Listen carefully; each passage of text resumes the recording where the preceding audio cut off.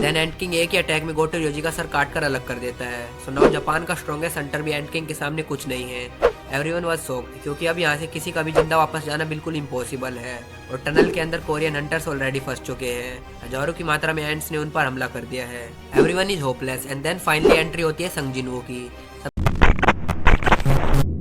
ये स्टोरी शुरू होती है जब 4 साल पहले जेजो आइलैंड पर एक एस रैंक डंजन ओपन होती है एंड साउथ कोरिया के काफी सारे highly skilled hunters mostly S rank hunters उस डंजन को क्लियर करने की कोशिश करते हैं बट वो उस डंजन को क्लियर नहीं कर पाते हैं एंड जब कोई डंजन क्लियर ना हो पाए तो होता है डंजन ब्रेक एंड सारे बीस्ट डंजन से बाहर आ जाते हैं। इट मींस जेजो आइलैंड पर अब एंड्स ने टेक ओवर कर लिया है। सो वहाँ के सिटीजन्स को मूव करना पड़ता है because they are not safe anymore. So Jeju island अब पूरी तरह से आइसोलेटेड है, वहाँ कोई नहीं रहता। But main problem is that कि वहाँ के एंड्स म्यूटेट होना शुरू कर चुके हैं, मीन्स वो विकसित हो रहे हैं एंड अब लिटरली उनके बैक पे विंग्स आ चुके हैं। अगर कुछ समय और कोई एक्शन नहीं लिया गया तो soon they will definitely attack on Korea और जापान।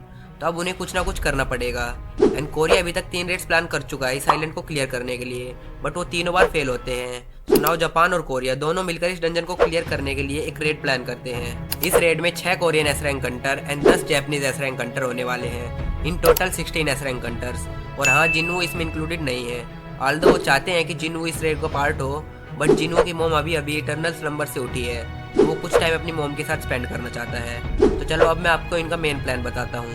सो इनका प्लान बेसिकली ये है कि सारे जापानीज हंटर्स एंट्स को टनल से बाहर लाके उन्हें फाइट में उलझा कर रखेंगे ताकि कोरियन हंटर्स टनल में जाके क्वीन एंट को मार दे और क्वीन के मरते ही बाकी एंट्स का गेम ओवर हो जाएगा। बट इसमें एक प्रॉब्लम है, क्वीन एक पर्टिकुलर फ्रीक्वेंसी से चिल्लाकर एंट्स को वापस बुला सकती है। तो इस प्रॉब्लम को टैकल करने के लिए वो उस फ्रीक्वेंसी को ही जैम कर देंगे तो क्वीन बाकी एंट्स से कम्युनिकेट नहीं कर पाएगी। और हाँ ये एंटायर रेड लाइव ब्रॉडकास्ट हो रहा है, पूरा वर्ल्ड इस रेड को लाइव देख रहा है। Now finally the red begins. Japanese Hunter ants को बाहर ल्योर करते हैं एंड उन्हें फाइट में एंगेज कर लेते हैं एंड देन एंट्स के बाहर आते ही कोरियन हंटर्स टनल में कूद जाते हैं। उनके कूदते ही एसोसिएशन सिग्नल को जैम कर देती है तो अब एंट्स इजीली वापस नहीं आएंगी और साथ ही चोई जंग इन टनल के ऊपर एक सील्ड बना देता है जिसको ब्रेक करना इतना इजी नहीं है। मोस्टली एंट्स तो बाहर जा ही चुके हैं बट अभी भी कुछ टनल के अंदर हैं जो कि क्वीन की प्रोटेक्शन के लिए हैं और थोड़ा अंदर जाते ही उन्हें मिलता है अंडों का ढेर। साथ ही उन्हें एक बहुत बड़े अंडे का सेल मिलता है जो कि ऑलरेडी टूट चुका है। ये सेल और किसी का नहीं बल्कि एंट किंग का सेल है और एंट किंग इन एंट्स में से सबसे ज़्यादा पावरफुल है। वो इवन क्वीन से भी ज़्यादा पावरफुल है बिकॉज क्वीन मेनली रिप्रोडक्शन के लिए है, वो फाइट्स के मामले में इतनी स्ट्रॉन्ग नहीं है। फिर हमें टनल के बाहर का सिनेरियो दिखाया जाता है। जापानीज हंटर्स ने काफ़ी सारे एंट्स को मार दिया है एंड उनमें से एक अपनी हीलर से हील करने के लिए इंसिस्ट कर रहा था एंड तभी बात करते करते एंट किंग हीलर की गर्दन ही उड़ा देता है। हालांकि वो एक इजी किल थी एंड आफ्टर दैट वो वहाँ मौजूद 2 और एस रैंक हंटर्स को इजीली मार देता है। वो दोनों इवन उस पर एक अटैक भी लैंड नहीं कर पाते हैं। इन टोटल अभी तक एंट किंग ने 3 एस रैंक हंटर्स को ऐसे ही कीड़े मकोड़ों की तरह मार दिया है एंड वो टनल की तरफ निकल पड़ता है और अब टनल के अंदर कोरियन हंटर्स एंट क्वीन से डील कर रहे हैं। उन्हें क्वीन को मारने से पहले उसके गार्ड्स को मारना पड़ेगा तो वो सारे गार्ड्स को मार देते हैं और अब बारी है क्वीन की। बट क्वीन इतनी इजीली मरने वाली तो है नहीं तो सारे एस रैंक हंटर्स क्वीन पर अटैक करते हैं एंड वो फाइनली क्वीन को कॉर्नर कर लेते हैं। तो अब क्वीन का अंत नज़दीक ही था। चोई जंग इन क्वीन पर लास्ट ब्लो मारता है बट क्वीन मरने से पहले बहुत तेज चिल्लाती है जिससे कि सारी एंट्स टनल की तरफ आना स्टार्ट करने लगती हैं। सिग्नल जैमर एकदम से वर्क करना बंद कर देता है और तभी एंट किंग भी अपीयर हो जाता है। एंट किंग की रोर और माना लेवल को देखकर सारे कोरियन हंटर शॉक थे। उन्हें तभी पता चल चुका था they are no match for him and वो सबसे पहले चाहे इन पर अटैक करता है, चाहे इनको पता भी नहीं चल पाता उसने कब अटैक कर दिया। उसकी स्पीड अनबिलीवेबल थी। वो एक ही बार में चाहे इनको नियरली मार देता है एंड देन एक और एस रैंक हंटर्स के दोनों हाथ काट देता है। कोरियन हंटर्स एंट किंग के सामने कुछ नहीं कर पा रहे थे। आफ्टर दैट बीक योनो जिसे बीस्ट कहा जाता है वो भी एंट किंग के सामने हेल्पलेस था और फिर बारी थी द अल्टीमेट हंटर चोई जंग इन की। एंट किंग उसे भी एक ही अटैक में इंजर्ड कर देता है। तभी एंट किंग देखता है उनमें से कुछ ऑलरेडी हील कर चुके हैं क्योंकि एक एस रैंक हीलर हाइड होकर उन्हें हील कर रहा था। तो एंट किंग सबसे पहले मिन ब्यूंगू को ही मार देता है ताकि फिर उन्हें कोई हील ना कर सके। तभी बीक योनो ब्यूंगू को बचाने के लिए कूद पड़ता है बट एंट किंग उसे हवा में ही गले से पकड़ लेता है और उससे पूछता है तुम्हारा किंग कौन है, मैं उसे मारना चाहता हूँ। तभी उसे टनल के बाहर एक स्ट्रॉन्ग प्रेजेंस फील होती है एंड वो इन सबको छोड़कर टनल के बाहर चला जाता है।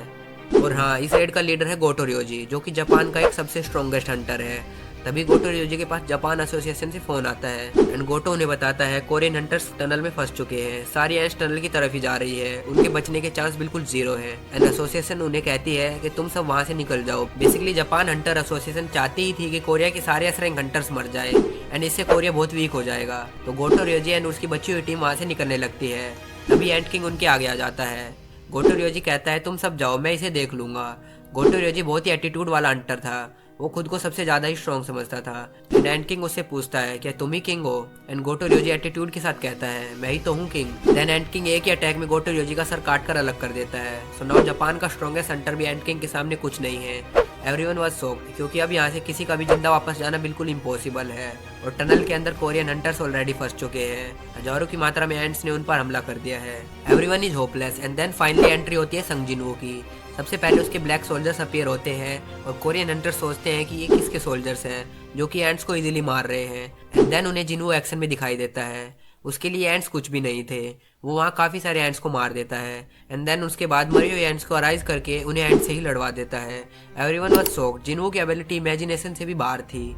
फिर वो इंजर्ड एस रैंक हंटर्स को पोशन देता है रिकवर होने के लिए, बट चाहे इनकी कंडीशन कुछ ज़्यादा ही वर्स थी, पोशन उसे ठीक नहीं कर सकता था। और फिर एंड किंग अपीयर होता है। एंड किंग कहता है वो तुम्हारा किंग नहीं था, कौन है तुम्हारा किंग?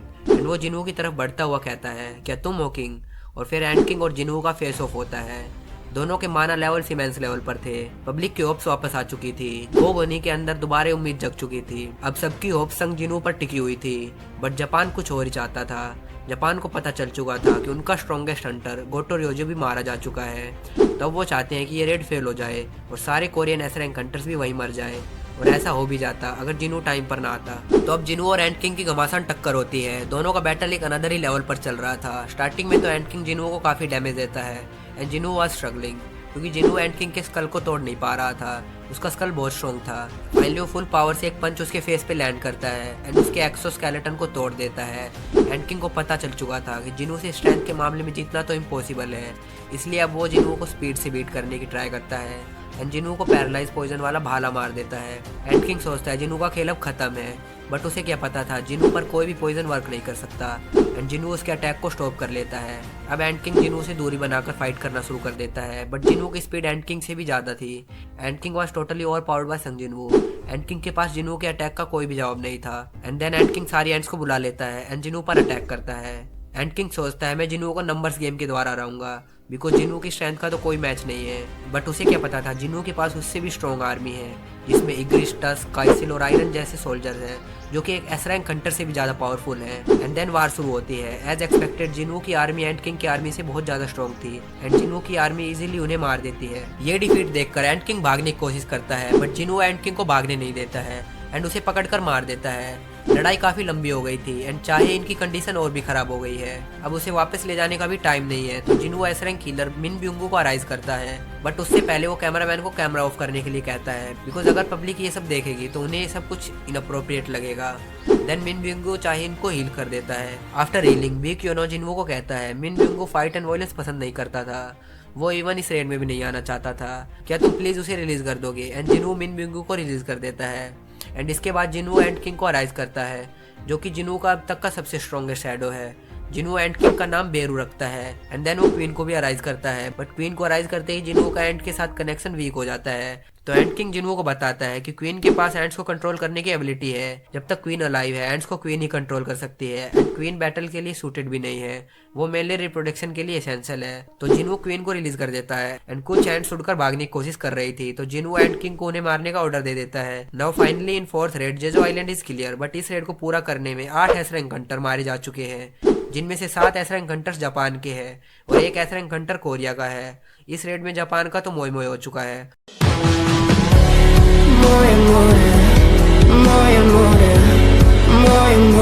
बिकॉज वो कोरिया के एस रैंक हंटर्स को मारना चाहते थे एंड सी उनके ही 7 एस रैंक हंटर्स मारे जा चुके हैं। तो अब जापान तो बिल्कुल भी खुश नहीं है, but Korea is celebrating their victory. And आज की इस वीडियो में बस इतना ही। That's all for today's guys. अगर आपको ये वीडियो जेन्युइनली अच्छी लगी हो तो लाइक एंड सब्सक्राइब करना ना भूलें। मिलते हैं किसी और वीडियो में।